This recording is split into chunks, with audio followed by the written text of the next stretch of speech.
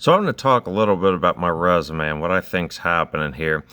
So I've applied to over 1,000 jobs in the last few months, and I'm literally getting pretty much nowhere. Had a few interviews, but not really getting much. And really, what I'm seeing is happening here is they're really just looking at these jobs and saying, "Oh, well, you've only stayed so long. You moved around a lot, But it seems like they are kind of just ignoring the fact that, I just earned my MPA at Harvard Kennedy School, earned my MBA at Notre Dame, got an official perfect SAT, perfect verbal and quant GRE, and really did a lot at, a lot of different, high quality financial firms. But really, these firms have a pretty rigid way of looking at candidates. And I think a lot of it also comes down to racial bias. Like they're basically just stereotyping me as, like a robotic Asian. Like, I even had one company say that they thought I was robotic, which is, really insulting and obviously prejudiced against Asians.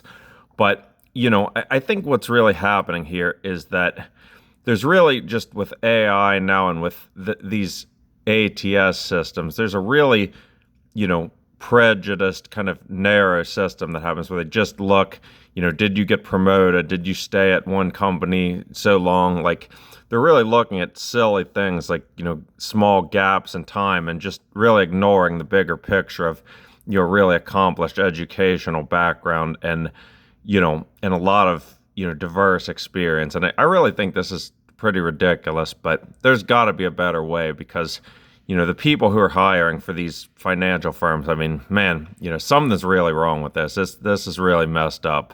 Somebody like me should never be having this much trouble to get a simple job.